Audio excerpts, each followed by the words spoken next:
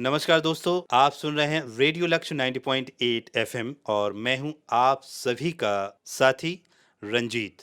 जी हां, और आज मैं स्वागत करता हूं आप सभी का कार्यक्रम आपकी बात लक्ष्य के साथ में। और आप सभी को मैं बता दूं, इस कार्यक्रम में रेडियो लक्ष्य के स्टूडियो में आज हमारे साथ खास मेहमान मौजूद हैं। जी हाँ, ये किसी की पहचान के मोहताज नहीं हैं और ये कह सकते हैं कि हमारे ज़िले में अच्छा काम, पुलिस प्रशासन की व्यवस्था, ये सारी चीज़ देखने की में माहिर हैं। और मैं आप सभी का परिचय करवा दूँ। हमारे साथ आज स्टूडियो में मौजूद हैं राम सिंह मीणा जी, जो कि निवाड़ी ज़िले में एसडीओपी के पदस्थ हैं और ये कानून व्यवस्था अपनी निवाड़ी जिला में देखते हैं। तो हम आज कानून व्यवस्था को लेकर पुलिस प्रशासन की क्या व्यवस्थाएं हैं, किस तरह से हैं, और उसमें कई सारी व्यवस्थाओं में बहुत सारे विषय भी आते हैं। तो आज हम सर से बात करेंगे एफआईआर के बारे में। जी हाँ, कई सारे हमारे दोस्त हैं और ये एफआईआर के बारे में जानते नहीं हैं, तो आज का यह कार्यक्रम आप सभी के लिए बेहद ख़ास है। तो सबसे पहले तो सर आपका रेडियो लक्ष्य के स्टूडियो में बहुत-बहुत स्वागत है। थैंक यू जी। आपने यहाँ बुलाया, मैं पहले आपके उद्घाटन कार्यक्रम में भी शामिल हुआ था। ये मेरा दूसरा सौभाग्य है कि आपने मुझे याद किया। और आपको जो आने वाली समस्या है, जनता को जो परेशानी आ रही है, कोई चीज़ समझ में नहीं आ रही है, वो यदि आप पूछेंगे तो हम एक-एक करके उसके सारे जवाब देंगे आपको।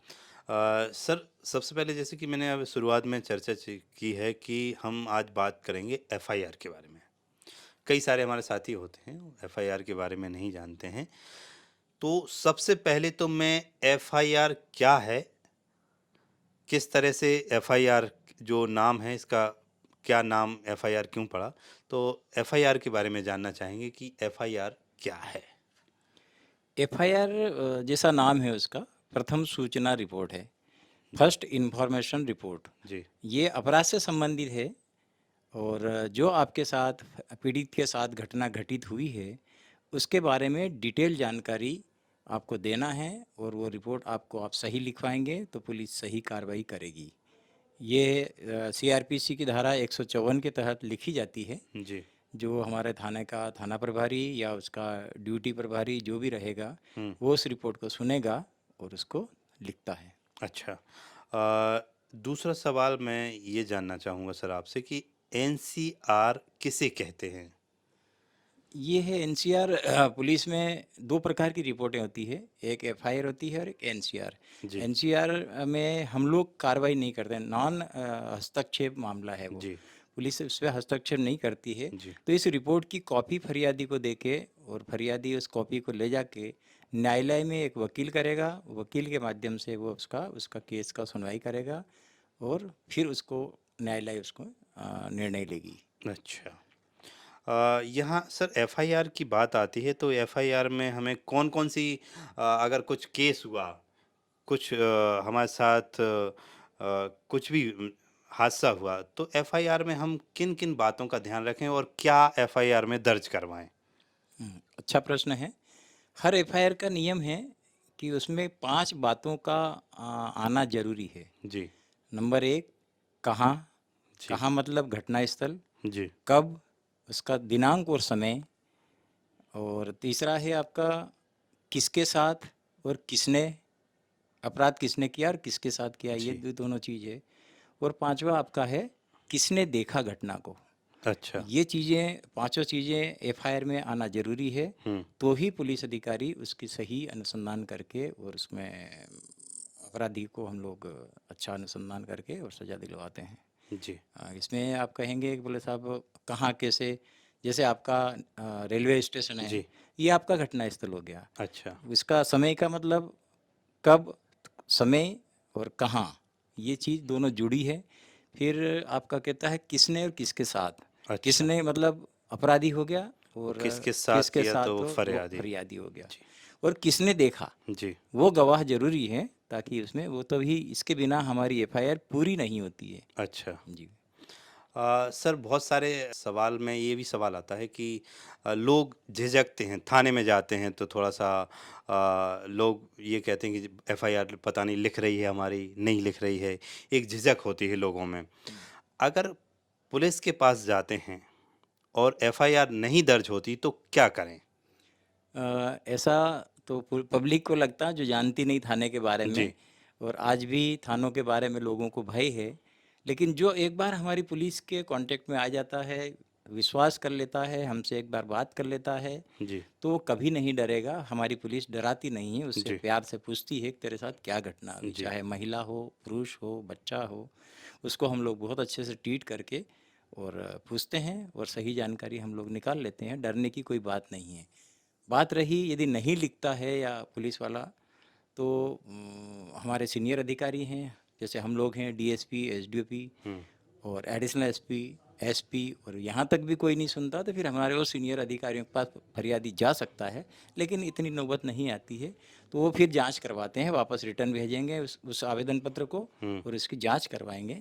जांच के बाद कायमी हो जाएगी और पूरी तफ्तीश करके उसका चालान करेंगे। वही एक सर मन में भय रहता है जो भी अगर फरियादी है या कोई भी गया, तो उस भय को किस तरह से दूर करे पुलिस प्रशासन? देखो, भय तो होना चाहिए वो केवल अपराधियों में। जी, लेकिन जब आपके साथ, पीड़ित के साथ कोई घटना घटित होती है तो भय खाने का तो सवाल ही नहीं उठे। भय तो होना ही नहीं चाहिए। आपको बेधड़क आपको थाने में जाना चाहिए और ये शायद अपने साथ घटना हुई, उस घटना को बताना चाहिए। अच्छा। यहाँ एफआईआर की बात करते हैं तो इसमें अगर बात करें हम कि आज तो सोशल मीडिया और हर चीज़ का जो ज़माना है वो बहुत आगे बढ़ गया है। यहाँ ऑडियो वीडियो जो है एफआईआर में साक्ष्य के रूप में माना जाता है क्या? बिल्कुल, बहुत अच्छा प्रश्न है आपका। यदि आपके पास ऑडियो, वीडियो है, तो हमें पुलिस को भी समझने में, देखने में बिल्कुल कौन अग्रेसिव है और कौन पिट रहा है या किसकी गलती है, जी, ये दोनों पार्टी में झगड़ा हो रहा है, तो भी उस आपके ऑडियो वीडियो से हर चीज़ का पता लग जाता है। जी, और ये चीज़ हम लोग आजकल सीडी बना के और न्यायालय को पेश करते हैं जी। चालान के साथ। तो न्यायालय भी जब उसको देखती है तो उसको भी विश्वास हो जाता है न्यायालय को, और न्यायालय 100% उसमें साक्ष्य ग्राह्य के रूप में मानती है और उसको सजा देती है। ओके। यहाँ सर जैसे ये सारी बातें आ गई हैं, एफआईआर दर्ज हो गई, ऑडियो या वीडियो का भी उन्होंने ज़िक्र किया एफआईआर में। तो जब एफआईआर हमारी सारी लिख गई, सारी हमारी तसल्ली अनुसार हो गई कि हमने ये एफआईआर में ये सवाल दर्ज करवाया। फरियादी को पढ़ के सुनाई जाती है, किस तरह से क्या होता है कि एफआईआर हमारी क्या-क्या रिपोर्ट दर्ज की गई है, किस तरह से बता बिल्कुल सही पूछा आपने। फरियादी को अधिकार है कि उसने जो रिपोर्ट लिखवाई है, दस्तखत पहले करने से पहले वो खुद पढ़ ले। यदि पढ़ा लिखा है तो खुद पढ़ ले, और यदि पढ़ा लिखा नहीं है तो वो पढ़ के सुनाए कि बोले साहब आप मुझे दस्तखत तो करवा रहे हो, हुँ, लेकिन मुझे पढ़ के सुना दो कि आपने क्या लिखा। जी। जब सामने वाला पढ़ के सुन लेगा तो उसको यकीन हो जाएगा कि मैंने जो रिपोर्ट लिखवाई वो सही लिखी है, और उसके बाद अपने सिग्नेचर करें। जिस तरह से कि हमारी जो भी सवाल हैं, वो सारे दर्ज किए गए हैं। जी, जी। सर यहाँ ये बात आती है कि जैसे रिपोर्ट लिखवाने के बाद एफआईआर की कॉपी क्या फरियादी को दी जाती है? बिल्कुल सही। आपको एनसीआर हो या एफआईआर हो, दोनों रिपोर्टों की कापी आपको निःशुल्क प्रदान करती है पुलिस। इसके लिए कोई आपको पैसा नहीं देना पड़ता है, और ये निःशुल्क हर फरियादी को दी जाती है। जी। यहाँ कहते हैं कि सर एफआईआर जो है हमारी, ज़ीरो की जो एफआईआर है, वो किसे कहते हैं? कई तरह की एफआईआर होती है। जी, जी। जीरो की एफआईआर हम उसे कहते हैं जो आप उस थाने के घटना स्थल से, वो घटना स्थल आपका बाहर का हो। हुँ, यहाँ के जैसे निवाड़ी थाने की कोई घटना है, जी, तो हम निवाड़ी थाने में लिखवाएँगे। जी, लेकिन ऐसा नहीं है, आपके पास आपके माना कि एक इंदौर से आप बैठे थे गाड़ी जी, में, और रास्ते में आपने किसी स्टेशन पे देखा है कि आपका सामान सुरक्षित है, जी, और वहाँ से गाड़ी चली, हुँ, और यहाँ आते-आते आपने जब सामान अपना सँभाला, चोरी हो गया, जी, तो आप उस थाने में भी कर सकते हो, और इस थाने में आपको करना ही है। आपको वापस जाने की ज़रूरत नहीं है कि मैं वहाँ से बैठा था, मेरा सामान वहाँ देखा था मैंने। तो यहाँ पे जीरो की कायमी हो जाएगी। जी, और जीरो की कायमी होने के बाद जिस थाने में, यदि वो हमारे ज़िले का बाहर का है या राज्य के बाहर का है, ये वो एफआईआर हमारे पुलिस अधीक्षक के माध्यम से रिपोर्ट बन के संबंधित पुलिस अधीक्षक को जाती है और वहाँ का पुलिस अधीक्षक फिर अपने थाने को देता है और वो उस पर असल कायमी हो जाएगी और अनुसंधान चालू हो जाएगा। यानी हमारी जो रिपोर्ट है जहाँ से चोरी हुआ सामान या मुकदमा कुछ हुआ, आप वहाँ पे रिपोर्ट दर्ज करा सकते हैं और फिर आप जहाँ जा रहे हैं वहाँ पे भी करा सकते हैं, जहाँ आप दोनों जगह करा दोनों सकते हैं। जगह। ये लेकिन आप बहुत नहीं जा पा रहे हो ना, हाँ, तो फिर आप अपने थाने में जहाँ आपने उतरा है, आप उतरे हो गाड़ी से, वहाँ करा दें। वहाँ भी करा सकते हो। ओके, जी। सर अगर यहाँ पे बात आती है कि अंतिम रिपोर्ट जो होती है, वो किसे कहते हैं?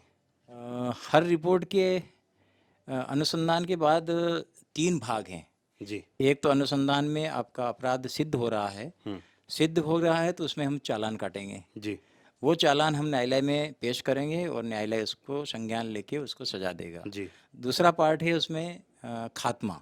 हुँ, खात्मा वो है जो अनुसंधान पुलिस अधिकारी करता है और उसमें एविडेंस नहीं मिलता है। हुँ, फरियादी तो कह रहा मेरे मेरे साथ ऐसा हुआ, जैसा लेकिन हुआ। पुलिस कहती है कि जी, नहीं, हमारी अनुसंधान में ये चीज़ नहीं आई है, जी, ये आपके उस अपराधी के खिलाफ हम चालान नहीं कर सकते, क्योंकि पुलिस के लिए तो फरियादी और मुलजिम दोनों दोनों बराबर है और बराबर है। दोनों को देखना है। जी, यदि वो गलत कह रहा है या एविडेंस ऐसा बना के दे रहा है तो हम लोग नहीं मानेंगे।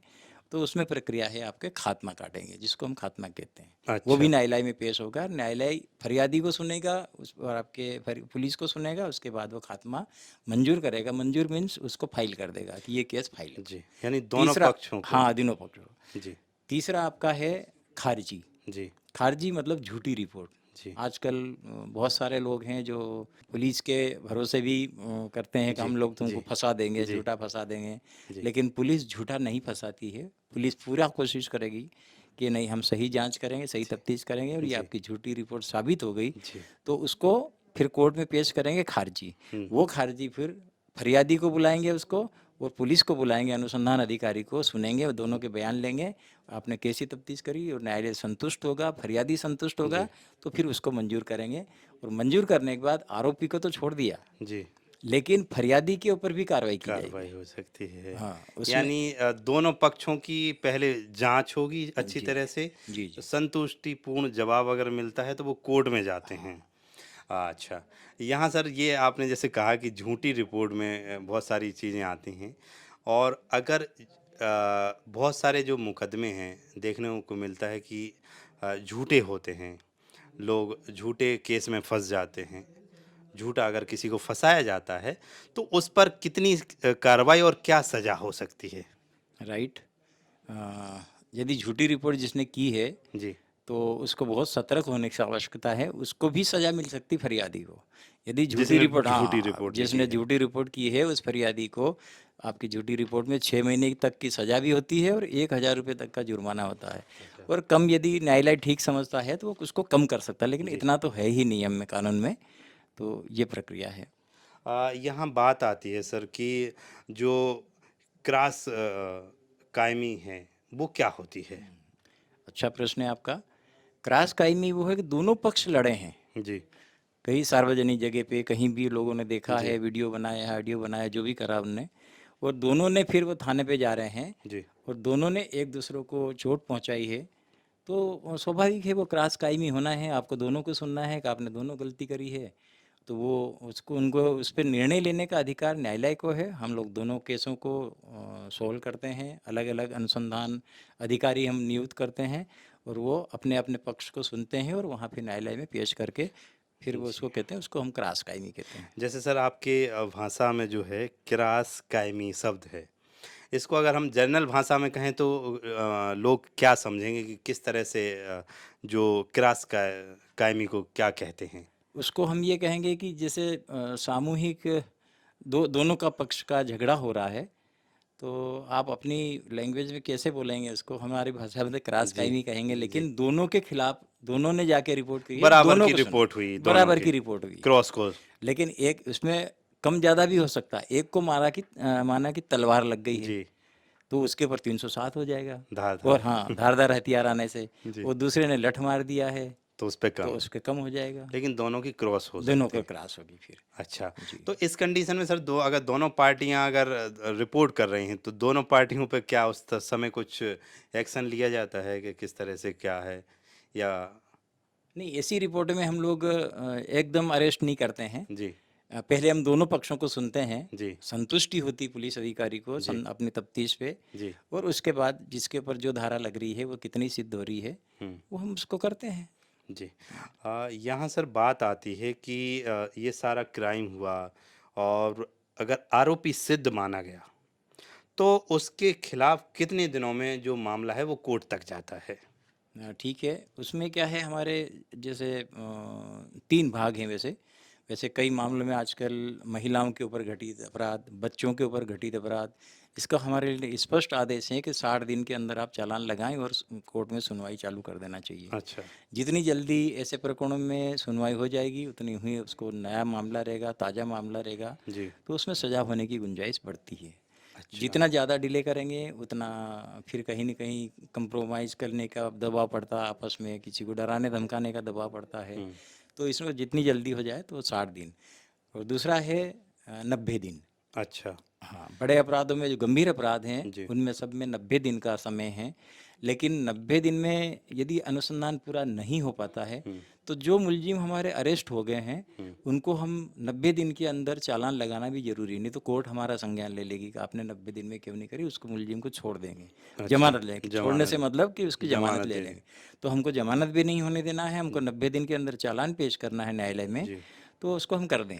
वो बाकी जो अनुसंधान रह गया है, जिस आरोपी के बारे में अनुसंधान रह गया है, जी, उसको हम पुलिस अधीक्षक से परमिशन लेंगे कि हमको ये अनुसंधान और करना है। जी। वो परमिशन देंगे, फिर उससे आपको 120 दिन और इससे भी ज़्यादा यदि आपको टाइम चाहिए तो आपको अनुसंधान के लिए मिल जाता है। सर यहाँ पुलिस प्रशासन की अगर बात करें, एक पुलिस की छवि समाज में एक थोड़ी-सी अलग है।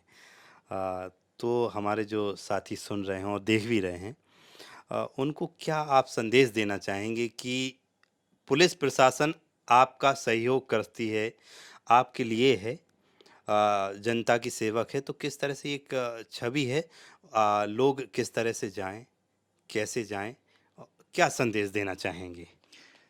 मैं आपको आपके रेडियो लक्ष्य के माध्यम से मैं आप पूरी जनता को ये आश्वस्त करना चाहूँगा कि ये हमारे देश में अंग्रेज़ों ने काफ़ी समय तक राज किया था, जी, शासन किया था। जी, उसमें भय में डाल के ही जनता को और काम करवाते थे, जी, बेगारी करवाते थे, जी, और आदमी जैसे गलत काम कर लिया है, जिसने अपराध कर लिया है, जी, उसको दंड दिलवाने के लिए उसको डराते थे, धमकाते थे, मारते थे, पीटते जी, थे, प्रताड़ित करते थे। जी, और अब तो हम लोग आपके बीच में से थानेदार बन रहे हैं, जी, टीआई बन रहे बिल्कुल, हैं, बिल्कुल, एसपी बन रहे हैं, बिल्कुल। इवन हमारी महिलाएं भी आज आईपीएस आगे तक हैं, बन के जी, यदि हमारी यहाँ सेवा कर रही है जनता की, जी, तो मैं समझता हूँ कि आपको डरने का तो कोई सवाल ही नहीं उठे, बिल्कुल, और कभी नहीं डरना चाहिए। और जो आपके साथ अपराध घटित हुआ है उनको खुल के अपने थाने में जाके और उनको बताना चाहिए, आपके थाने वाले लिखेंगे और कार्रवाई करेंगे।